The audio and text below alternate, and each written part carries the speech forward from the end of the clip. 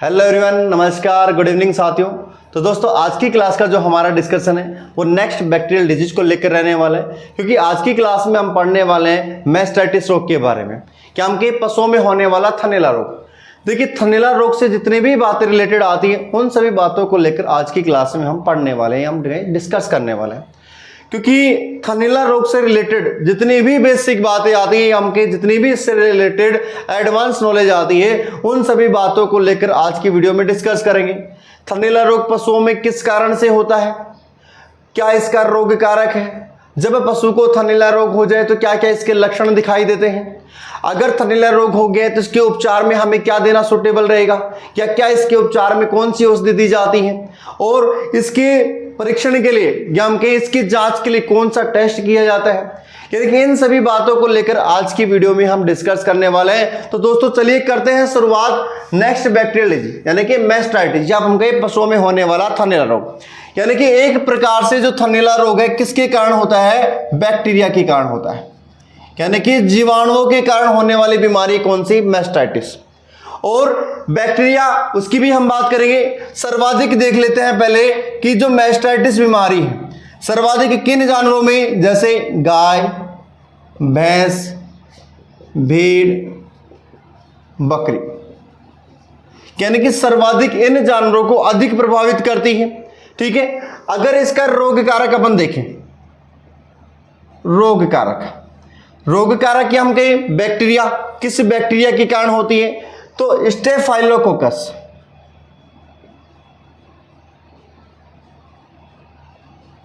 Staphylococcus bacteria के कारण ये बीमारी पशुओं में दिखाई देती है।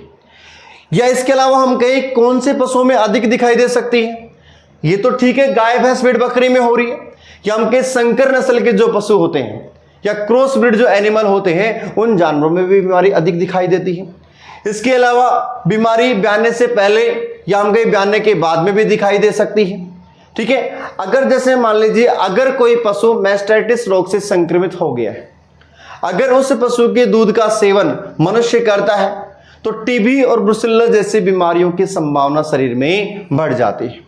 ठीक है, तो रोग कारक क्या है इसका, स्टेफाइलोकोकस बैक्टीरिया के कारण। इसके अलावा और भी बैक्टीरिया जाते हैं, जैसे कोरिनी बैक्टीरियम। देखिए, ये जो बैक्टीरिया है कोरिनी बैक्टीरियम, जब इस बैक्टीरिया के कारण पशुओं में मैस्टाइटिस रोग होगा तो जो दूध आता है उसका जो कलर बदल जाता है, यानी कि नीले रंग का। हम के दूध का जो कलर होता है कैसा दिखाई देता है, नीला दिखाई देता है। इस कंडीशन को समर मैस्टाइटिस भी बोला जाता है।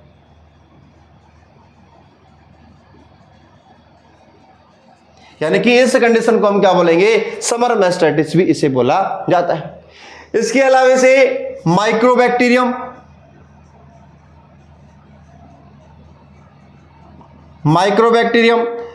लेप्टोस्पाइरोसिस, यानी कि इन सभी बैक्टीरिया के कारण पशुओं में थनैला रोग जिम्मेदार होता है। पशुओं में जो थनैला रोग हो रहा है ये सभी उसके रोग कारक है, या हम कहें ये सभी बैक्टीरिया है जिनके कारण पशुओं में थनैला रोग दिखाई देता है। ये जो थनैला रोग है ये एक थन में भी हो सकता है, इस बीमारी में चारों थन भी खराब हो सकते हैं।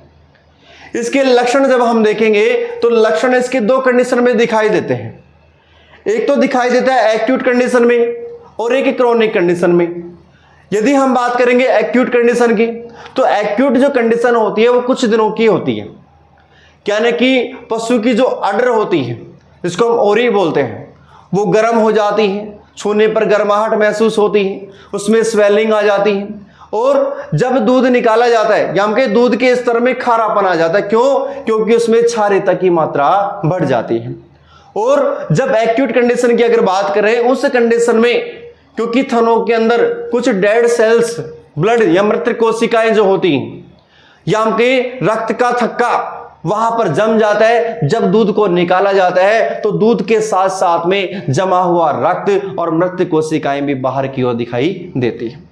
यानी कि ये जो लक्षण दिखाई देंगे ये तो एक्यूट कंडीशन के दौरान जो कुछ दिनों की होती है, लेकिन एक दूसरी कंडीशन है, क्योंकि ये जो रोग है थनैला रोग ये पशुओं में लंबे समय तक चलने वाला है, और जब कोई रोग लंबे समय तक चलता है, 1 महीने तक या 2 महीने तक, 5 महीने तक, 6 महीने तक, उस कंडीशन को क्रोनिक कंडीशन बोला जाता है, यानी कि लंबे समय से चलने वाला रोग।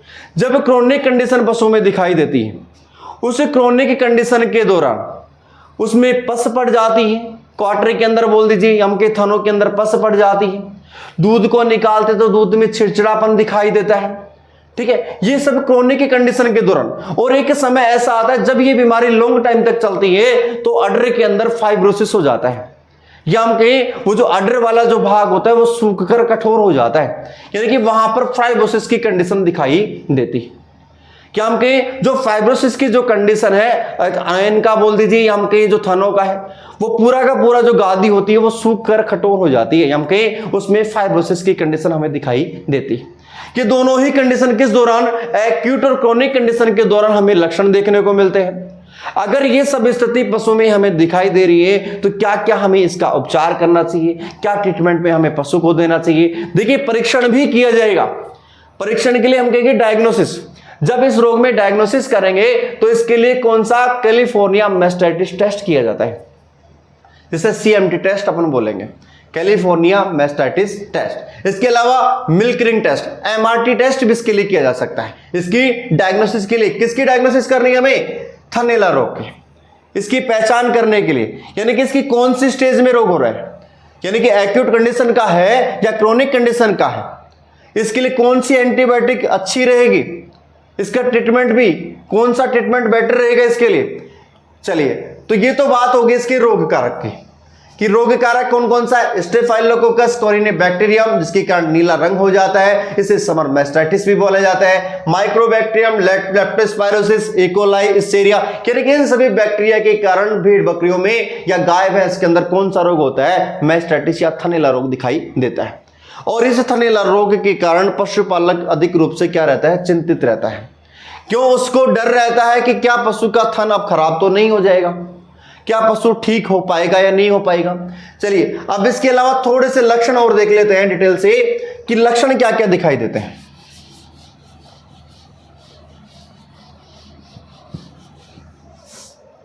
देखिए, इस अवस्था के जो लक्षण हैं 2 स्टेज में दिखाई देते हैं।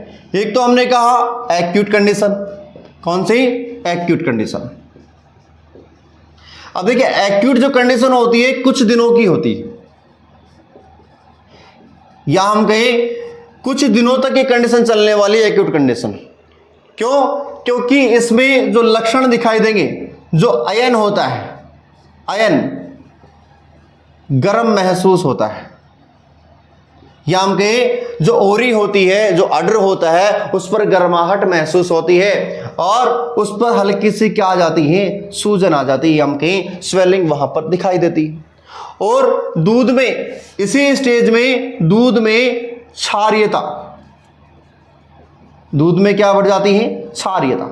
और दूध में क्षारीयता बढ़ जाने के कारण दूध कैसा हो जाता है, दूध खारा, यानी कि दूध में खारापन आने लग जाता है, क्योंकि दूध में क्षारीयता बढ़ चुकी है, दूध में खारापन आ जाएगा। इसके अलावा जब पशु का दूध निकाला जाता है, हमने कहा दूध के साथ मृत सेल्स, या हम कहें मृत कोशिकाएं, और साथ में जमा हुआ रक्त का थक्का, या हम बोले ब्लड क्लॉट, जो जम गया अंदर की तरफ, यानी कि जो सेल्स वहां पर डेड हो चुकी है, वो जम चुकी हैं, वो जब दूध को निकाला जाता है तो दूध के साथ में, हम के दूध के साथ में खून भी वहां पर दिखाई दे जाते हैं इस रोग में। ये कंडीशन एक क्वार्टर में भी हो सकती है, एक थन में भी हो सकती है, या पूरे के पूरे चारों थनों में भी ये बीमारी पशु को दिखाई दे सकती है। तो ये तो बात होगी एक्यूट कंडीशन के दौरान। अगर ये रोग लंबा चलेगा, या जिसको हम कहेंगे क्रोनिक कंडीशन, तो लंबे समय तक अगर ये रोग बना रहेगा तो उस कंडीशन में अडर में क्या आ जाती है, फाइब्रोसिस हो जाता है। दूसरी कंडीशन कौन सी आती है, क्रोनिक।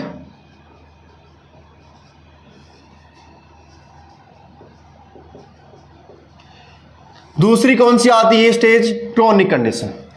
देखिए, क्रोनिक कंडीशन की जहां हम बात करते हैं कि क्रोनिक कंडीशन में क्या होगा, एक तो देखिए ये जो बीमारी है ये लॉन्ग टाइम तक चलने वाली है, क्योंकि जो थनैला रोग एक बार पशु को हो गया है ये लंबे समय तक, अभी तो हमने कुछ दिनों तक देख रहे हैं, ये कई महीनों तक चलने वाली है, कई महीनों तक। क्यों? क्योंकि अडर में क्या हो जाता है, फाइब्रोसिस हो जाता है, क्योंकि ज्यादातर फाइब्रोसिस की कंडीशन यहां पर दिखाई देती है। आयन सूखकर कठोर हो जाता है, आयन सूखकर कठोर हो जाता है, यानी कि यहां पर फाइब्रोसिस की कंडीशन हमें दिखाई देती है, सूखकर कठोर हो जाता है। ठीक है, इसी अवस्था में अगर देखें तो वहां पर हम बोले पीलापन, जो वहां पर स्राव नजर आता है पस पड़ने के कारण, मवाद युक्त स्राव, वहां पर दूध में छिचड़े आना, या हम कहें मैले दूध में छिचड़े आना, दूध में छिचड़े आना, यानी कि दूध में छिचड़े वाली जो कंडीशन है वो भी यहां पर दिखाई देती है। आयन में फाइब्रोसिस हो चुका है, या हम कहें जो पशु का एक क्वार्टर बोल दीजिए, एक थन बोल दीजिए, या चारों थन में क्या आ गया भाई, फाइब्रोसिस हो चुका है, यानी कि सूखकर वो कठोर हो चुके हैं, मतलब थन खराब होने की संभावना वहां पर बन चुकी है अगर ये बीमारी लॉन्ग टाइम तक चलती है तो ये तो बात होगी इसके लक्षणों की कि पशुपालक कैसे डिफाइन करेगा कि पशु को कौन सा रोग हुआ है, मैस्टाइटिस को कैसे डिफाइन करेगा। अगर ये सभी लक्षण, दूध में छचड़े आ रहे, ब्लड आ रहा है, स्वेलिंग आ रही है, थन सूजकर मोटा हो गया है, एक थन में आ रहा है या चारों थनों में आ रहा है, तो ये सारे क्या इस रोग के लक्षण है। इन सभी लक्षणों के आधार पर हम बता सकते हैं पशु को कौन सा रोग हुआ है, मैस्टाइटिस या हम कहें थनैला रोग पशु को हुआ है। चलिए ये तो बात होगी लक्षणों की। अब नेक्स्ट हम देखते हैं कि इसके उपचार में हमें क्या देना चाहिए।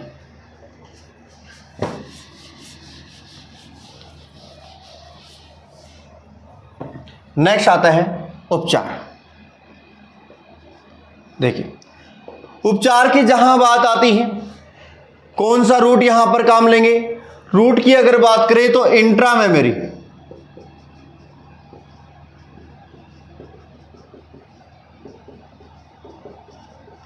इंट्रामेमरी रूट, यानी कि कौन सा रूट यहां पर काम लिया जाएगा, इंट्रामेमरी रूट यहां पर काम में लिया जाता है।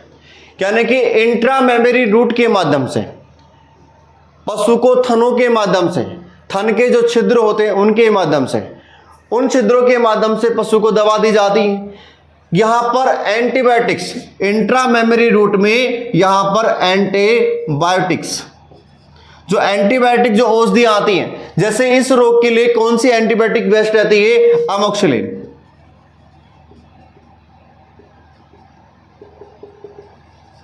यानी कि यहां पर एमोक्सिलिन, यहां पर एंटीबायोटिक्स बेटर रहने वाली है।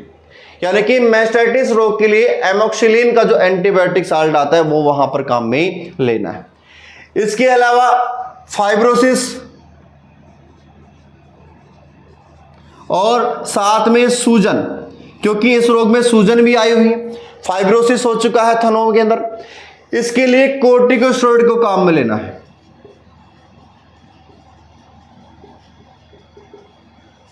जो फाइब्रोसिस और सूजनिंग या स्वेलिंग को कम करे।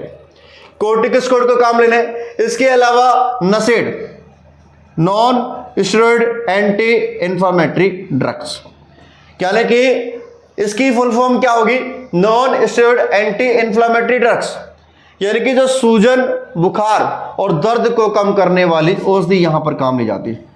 सूजन, दर्द और बुखार,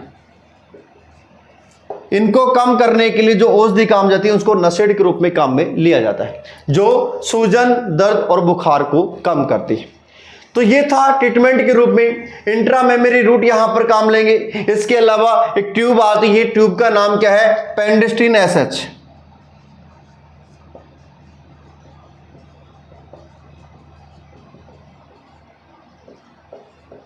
पेंडेस्टिन एसएच जो ट्यूब आती है जिसे भी इंट्रामेमरी रूट से काम में लिया जाता है। इसके अलावा एंटीबायोटिक्स में एमोक्सिलिन काम में लेना है। फाइब्रोसिस और सूजन को कम करने के लिए कोर्टिकोस्टेरॉइड को काम में लेना है। नसेड सूजन, दर्द और बुखार को कम करे, वैसी non steroid anti inflammatory drugs को वहां पर काम में लिया जाता है। तो ये तो बात होगी इसके ट्रीटमेंट की कि मैस्टाइटिस या थनैला रोग में क्या ट्रीटमेंट अपन पशु को देंगे।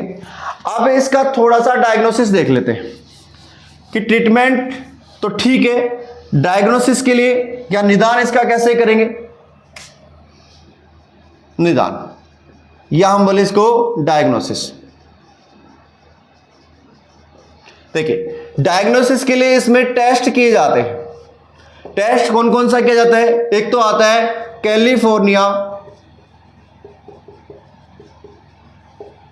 कैलिफोर्निया मैस्टाइटिस टेस्ट, जिसे शॉर्ट फॉर्म में CMT। इसके अलावा मिल्क रिंग टेस्ट भी इसके अकॉर्डिंग किया जाता है।